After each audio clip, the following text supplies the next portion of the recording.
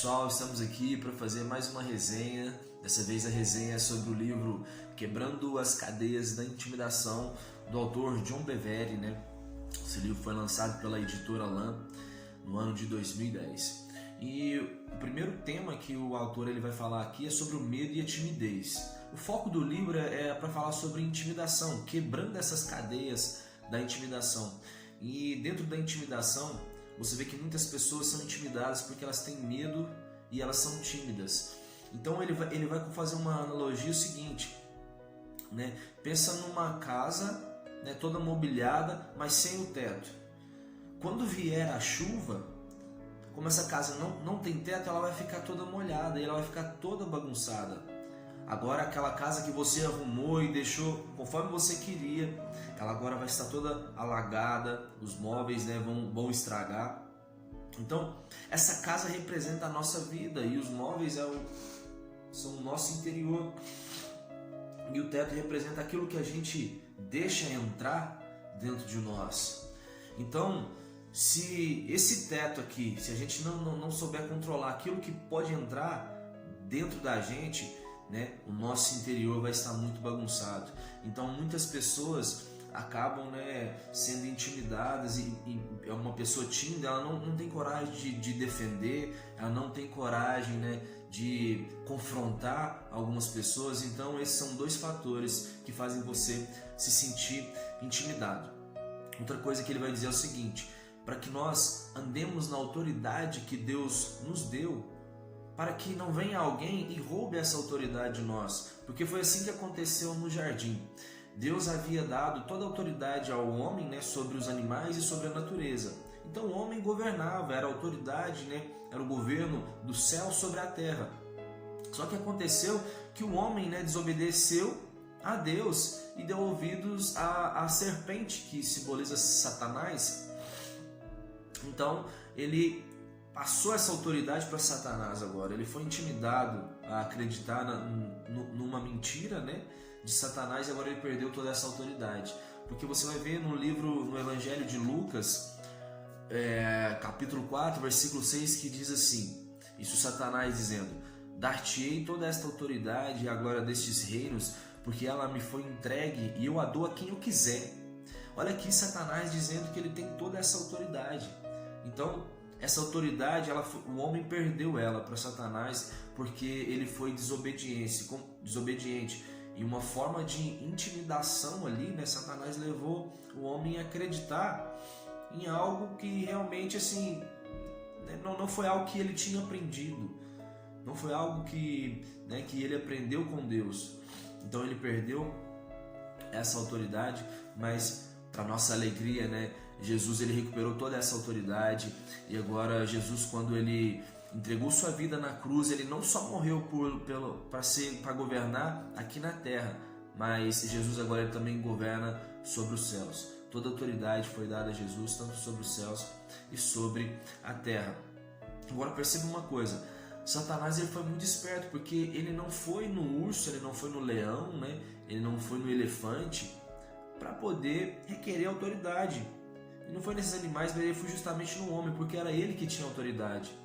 E você que é líder, seja de qualquer segmento da sociedade, pode ter certeza que vão ter muitos ataques contra você. E se você não exercer a sua autoridade, se você não confrontar, se você não chegar, né, para os seus funcionários e falar o que está errado e exercer a sua autoridade, olha, se ele está chegando atrasado, você precisa cobrar isso. Se ele está deixando de fazer algum trabalho, você precisa cobrar. Se você, né, deixar de exercer essa autoridade, isso vai ser usado contra você. Você que é pai também, que é uma autoridade, se você não falar para os seus filhos o que é que eles têm que fazer, você pode ter certeza, os seus filhos vão começar a mandar em você. Tenha certeza disso. Você que é um professor, se você não exerce a sua autoridade dentro de sala de aulas, os alunos vão começar a mandar em você. Todo mundo vai saber qual é a sua personalidade.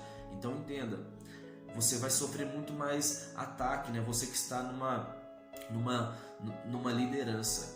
A liderança é que vai ser atacada. Porque a Bíblia vai dizer que Davi, ele foi um grande líder que teve em Israel.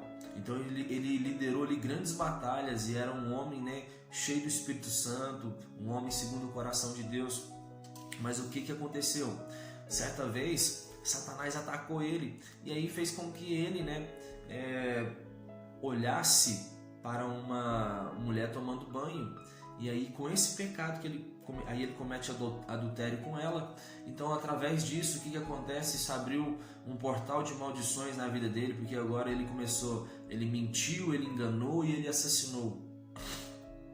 Claro que nem tudo, é Satanás que está fazendo, mas entenda que você vai ser muito mais tentado quando você está numa posição de liderança. Pode ter certeza, os ataques vão ser muito mais intensos, coisas que você não tinha desejo, você vai passar a desejar. Então, é preciso ter muito cuidado quanto a isso. Então, com essas consequências, esse filho que veio do adultério, ele acabou morrendo. Depois, o seu filho chamado Aminon violentou a sua filha chamada Tamar. E aí, com esse ato, Absalão, que era um outro filho de Davi, ele vai e mata Aminon.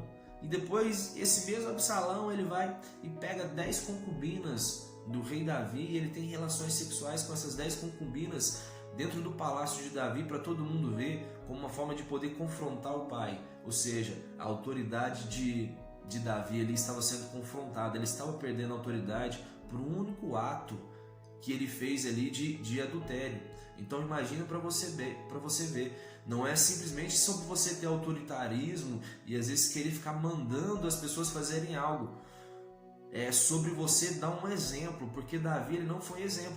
Perceba que o adultério foi uma questão particular, não foi uma questão sobre o governo dele, sobre o exército de Israel, não foi. Então foi algo particular, mas essas influências particulares também, isso vai influenciar na sua liderança, Então isso, você vai ser agora confrontado e realmente isso vai te prejudicar muito na sua liderança. Outra coisa que ele vai dizer também aqui é sobre a falsa humildade. E o que é a falsa humildade que ele diz? Falsa humildade é querer exaltar seus dons acima do caráter. Por exemplo, a minha simpatia, ela não pode substituir a minha falta de perdão. Eu posso ser uma pessoa simpática, mas que não libero perdão para as pessoas. As minhas caridades, elas não substituem a obediência aos meus pais. Então não adianta nada eu ficar entregando cesta básica, entregando cobertor, agasalho aqui, mas eu não ser obediente aos pais. Sabe, isso as pessoas percebem, isso você acaba perdendo a autoridade também. Você parece que você está ganhando ali, não sei, Deus conhece a intenção das pessoas quando elas fazem o que elas fazem, mas, sabe, não adianta você ser uma pessoa caridosa que ajuda as pessoas, mas você não obedece, Os seus pais te colocaram nesse mundo, como foi dado o exemplo aqui. A minha habilidade no trabalho, ela não substitui a gratidão que eu devo ter com as pessoas que sempre me apoiaram. Então não adianta eu ser um grande profissional, sabe? Eu sou um grande profissional na minha área, imagina, eu sou um grande, sou um grande advogado. Então as pessoas, eu ajudo várias pessoas com a minha profissão, mas eu não sou grato, eu não honro aquelas pessoas que me ajudaram até antes, de eu me formar como advogado. Então as minhas habilidades na minha profissão, elas não substituem essas características, Então não adianta eu querer ser um falso humilde, querer mostrar quem eu não sou de verdade. Então nós precisamos ir moldando o nosso caráter para que a gente possa ser uma pessoa, realmente ali que tenha realmente atributos verdadeiros, seja uma pessoa verdadeira. Outro aspecto da falsa humildade que o autor vai dizer é também reconhecer a importância de buscar o caráter de Deus e parar por aí. Porque pessoas assim, elas evitam qualquer tipo de confronto em nome da paz. Eu quero ser amiguinho de todo mundo. Não, eu não quero confronto. Gente, eu sou amigo de todos vocês. Imagina um líder, vamos pensar em um líder aqui, ele fala que quer ser amigo de todo mundo. Então imagina um líder na igreja ali, que ele sabe que o irmão está cometendo, ele está falando mentira das pessoas, ele está falando mentira para as pessoas, e você não confronta isso, porque você quer ser aquele líder bonzinho, que não confronta ninguém, que exerce a paz com todo mundo, ou senão você vai ter uma conversa assim, nossa, fiquei sabendo que você está mentindo, você está contando algumas mentiras aí para as pessoas, enganando elas, mas será que isso aí é verdade? Claro, o mentiroso mente para todo mundo, por que não vai mentir para você? Então você tem que confrontar, estou sabendo disso. sabe? Chegar e confrontar mesmo, para a pessoa pode ficar com a cara virada para você, mas o que importa mais não é a minha imagem, não é a minha simpatia, não é o meu carisma. Isso não pode ser exaltado em detrimento da nossa obediência a Deus, porque aqueles que obedecem a Deus, eles confrontam, eles levam a mensagem, porque as pessoas precisam ter um caráter de Cristo, esse caráter formado. E se eu não faço isso, não confronto as pessoas, eu estou exaltando muito mais os meus dons do que a Deus. E o próximo tópico, para fechar aqui, ele vai falar também sobre a questão de Timóteo, que ele era o jovem que pastorou a igreja de Éfeso, e Paulo sempre confrontava ele porque Timóteo estava sendo intimidado. E ele vai dizer assim para ele: olha, ordena e ensina estas coisas, diz em 1 Timóteo 4,11. Prescreve, pois, coisas para que sejam irrepreensíveis. Outro versículo. No outro versículo ele diz também: tu, pois, filho meu, fortifica-te na graça que está em Cristo Jesus.